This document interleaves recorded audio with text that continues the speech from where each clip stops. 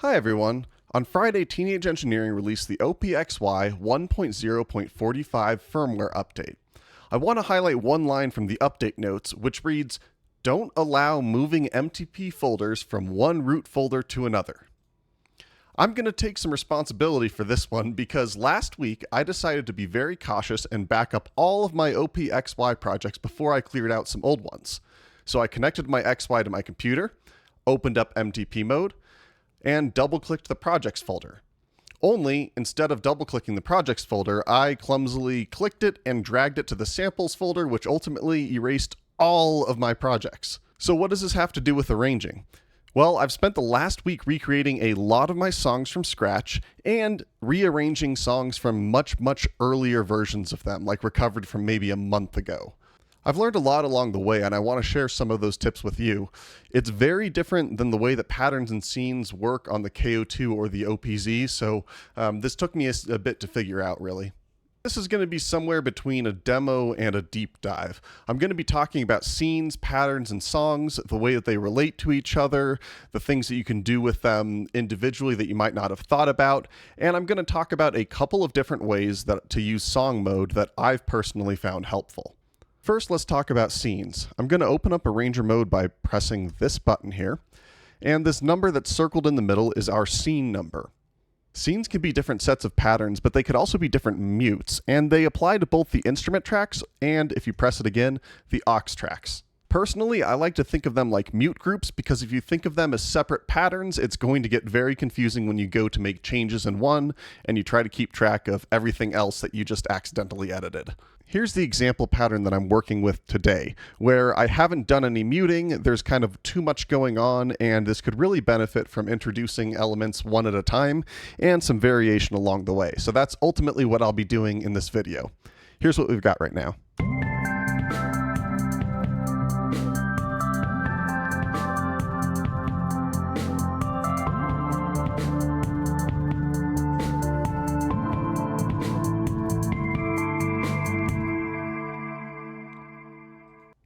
For scene 1, I'm actually going to mute everything except for track 8.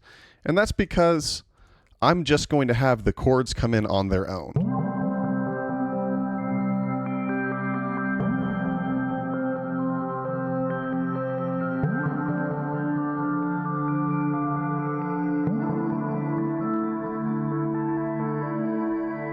So let's copy this to scene 2. Probably the best way to do this is holding shift and hitting plus to move from scene 1 to scene 2. You could also, if you want, just enter in the number 2. I'm going to reset this scene. So if I've now pressed 2, it's going to copy scene 1 to scene 2. And it's going to copy this to any number I enter in. So I could press 1 through 9 and it'll copy it to, for example, 5 here. Or I could hold shift and press 0 and then enter in 15, and now it's copied to 15. So let's reset these by holding shift and pressing M4. And then I want to talk a little bit about sort of like the advantages of this. So one of the advantages here is you can quickly copy scenes to completely different scene numbers very rapidly. If you see when I hold down shift, there's this clone feature, and that's fine, but it's going to copy your scene to the next lowest available number. Not the next lowest, but the first lowest available scene number. So if I bring this over to scene 5 and I click clone, it's not going to bring it to scene 6 or 4. It's going to clone it to scene 2.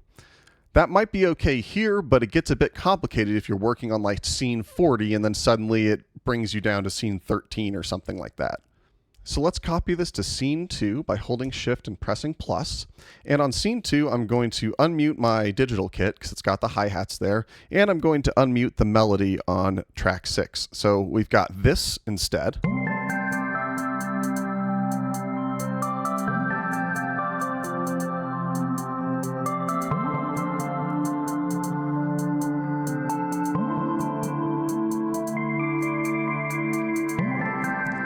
Okay, now let's move this just straight on to scene 3. Shift and plus. Now we've copied what we just were looking at, scene 2 to scene 3.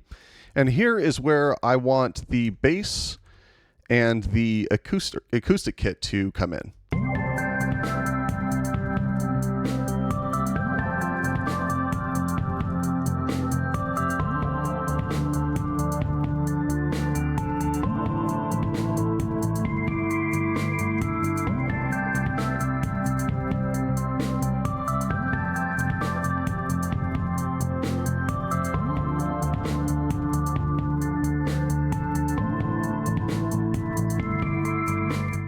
Okay, I adjusted some of the levels there as well. But when you change the levels of these tracks, it's worth noting that that's saved to the pattern. So if I change the level of the chords track here, if I mute it right here through the mixer, it's going to be muted on every other scene that uses this pattern. So that's just something to keep in mind. And that's why I think it's a little bit better to mute things through scenes when you can. Scene 4 is when I will add in some new patterns. So I'm going to go ahead and copy scene 3 to scene 4, but I'm not going to do that quite yet. I'm not going to start adding those patterns yet. First, I want to go into song mode by holding Shift and pressing the arranger button. And you see here that I've got this 1. That means scene 1 is playing first. You delete them by pressing M4. You can navigate and cue things using plus and minus, but to actually move this cursor between different scenes, you have to use these two. But what am I talking about here? Let's start adding in those scene numbers. So we've got scene 1, 2, 3, and 4. And same with the arranger. You can enter in one that is above 9 by pressing 10, and then you could, 15 or whatever. But let's delete that scene. So here we are now.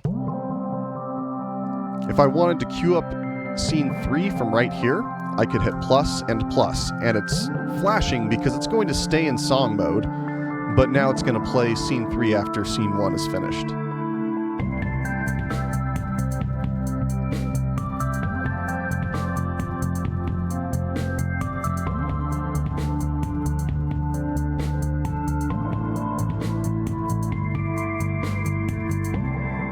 Before we add a new pattern to any of the instrument tracks, let's add some different effects patterns. So the patterns can have different notes, but they can also have entirely different engines.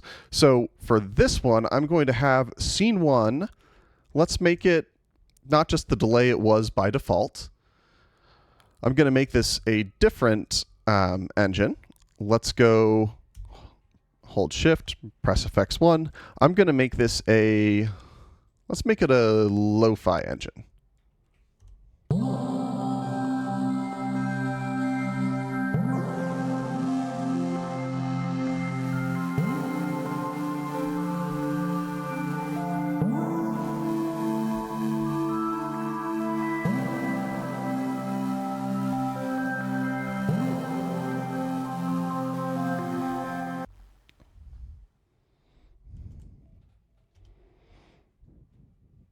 So scene 1 will have this lo-fi engine, then scene 2,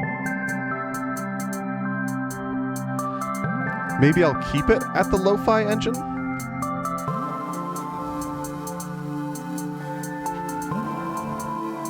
Yeah, let's keep it there. Let me add, oops. Oh, what have I done? Oh, right, okay. Let me add more send from that melody.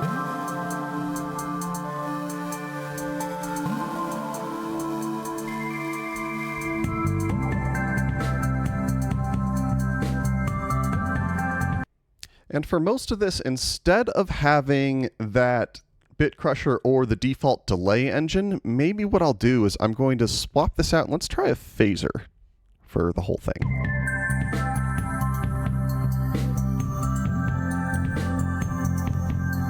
That's kind of cool. I'm into it.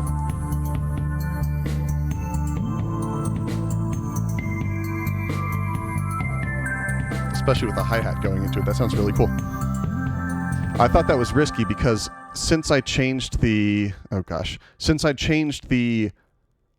track 2 send to FX1, and we only have one pattern there, that means that I added that FX1 send to literally every single scene so far. So I didn't know how that was going to play out, but so far it sounds okay.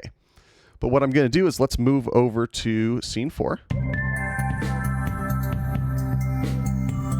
And actually, that's getting a little bit old, so I'm going to copy and paste the same hi-hat pattern, but now I'll go to the mixer and I'm just going to turn off that FX1 send. And maybe we'll make it even quieter.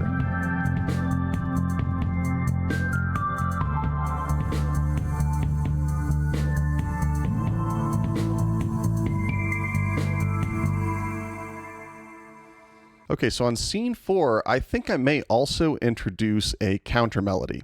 First, I want to highlight that this is why in scene 1 I muted track 7 even though there were no notes or anything on that track, and that's because then as I copied scene 1, scene 7 stayed muted, so if I wanted to have that be an instrument that I just introduced by unmuting, that's the way to do it, because otherwise you're going to be going back through each scene and having to mute that, which isn't that hard, but you know, it can be annoying. Okay, let me pull up a keys sound. I'll just use one of the default ones, I guess.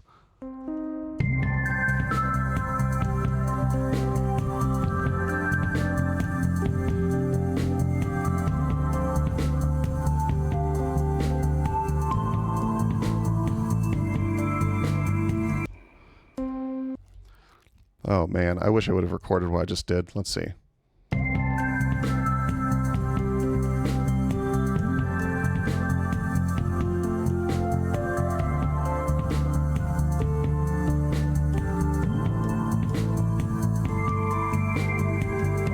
That was kind of cool. Let me raise the octave. More. And let me turn off the quantization there.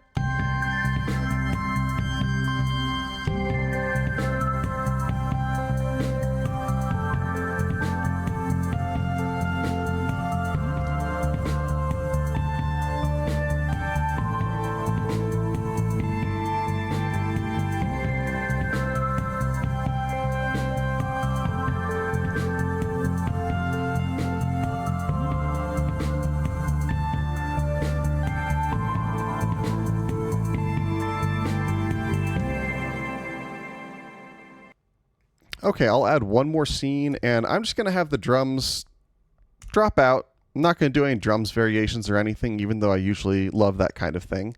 And what I'll do is I'm just going to have these tracks be our outro. But now I'm going to go over, press Arranger again, and I'm going to make a new effects one. And I'm going to make this effects one into a delay. So we'll see how this sounds. And maybe what I'll do is, let's make this, since it's the outro, I'm going to change the scale to 16. And this is going to be just like our outro. And it's going to last 16 bars. I've now made this pattern the longest pattern, and that's going to be relevant in 1 second. But for here, let me open up bar, change the shape, so that way when I do this, it's going to gradually transition between those 2 points. Let's make this do a weird shape here. Back up. And maybe by the end, we'll have the dry level be pretty low. And maybe the fine tuning will be kind of high. Okay, so let's hear what this like outro sounds like now.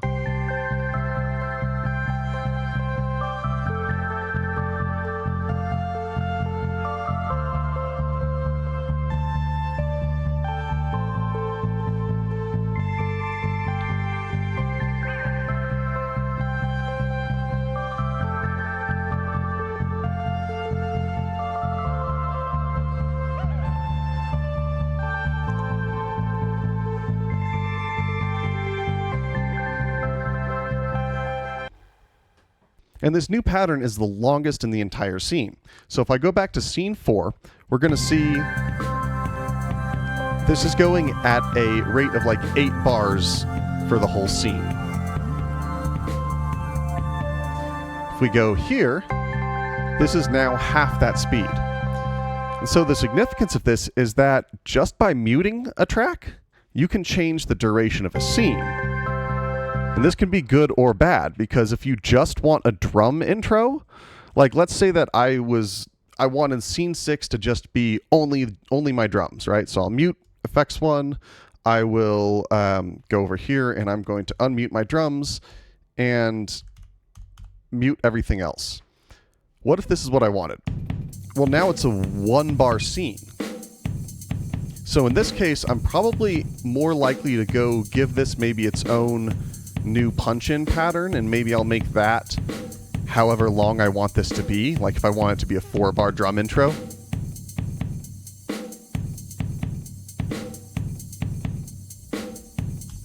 as far as OPXY is concerned, the longest a scene can be is 64 bars.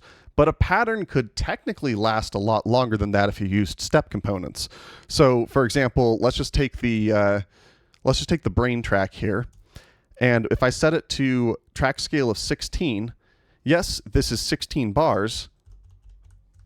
But if I add a step component to all of these, where I hold that for a count of 4, well, now this one page is 64 bars, or 128 bars.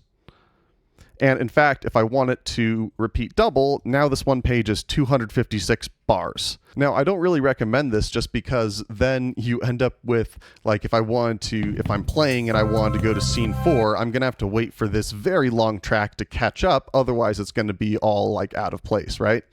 But I just wanted to illustrate that you're not as limited as you may think initially. There's a lot of workarounds, and especially when it comes to step components, it opens up a whole lot that you can do with this in terms of both like creating saving space, but then also editing and trying different sounding things without having to make too many corrections to your pattern. Let me make a variation of the melody for...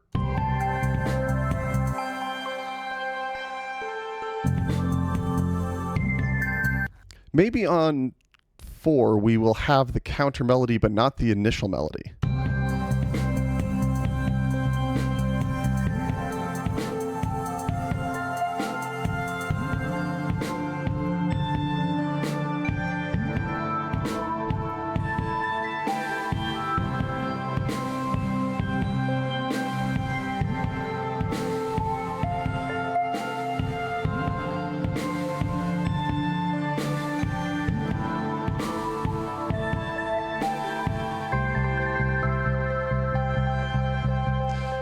So maybe 5 then will be when everything plays.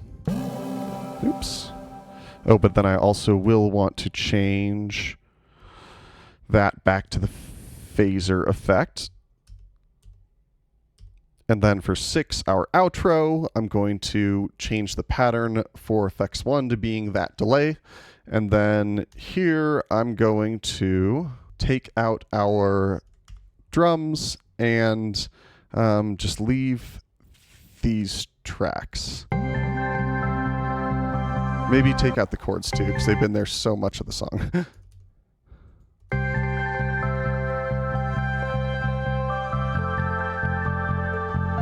Actually, tell you what, let me show you how I'd fade out the chords track. So I'm going to hold Shift and then press minus. I'm going to copy and paste this chords track, going to unmute it. And what I'll do here is I'm actually just going to, let's just have it mute like here. And so just as a precaution, I'm going to put a jump 8 right here so that it'll just stay on this step forever in case I mess this up somehow. I guess I could just make the note last a little shorter, but let's instead go to the mixer. Going to put 1 point right here, moving the 4th encoder to put a volume parameter lock. And then over here, I'm going to bring it down to 0. And hold Shift, press bar, change shape to being smooth, and let's listen to our track fade out. Let's watch the mixer so we can see it.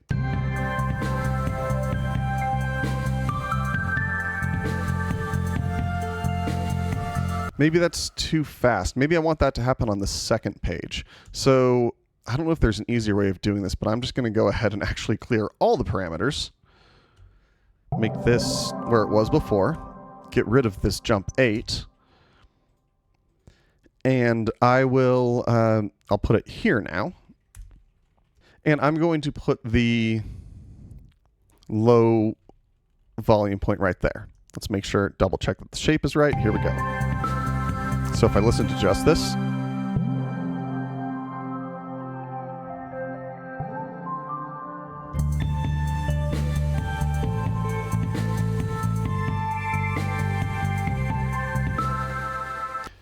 okay, so let's add 6 to the end of our song. Okay, I'm actually going to wrap this up here. I had some more planned, but I want to make this a pretty clear video. Even though I was a little all over the place, I hope it gave you a sense for how I'm actually using the arranger, song modes, scenes, and patterns to turn ideas from like patterns into full beats or songs. So I hope that you learned something from this, and if you want to see a more in-depth look, just let me know if you want me to go into some of the more advanced applications, I guess. But regardless, I hope this helped. Thank you so much for watching, and I will see you next time. Here's the final playthrough of our little pattern.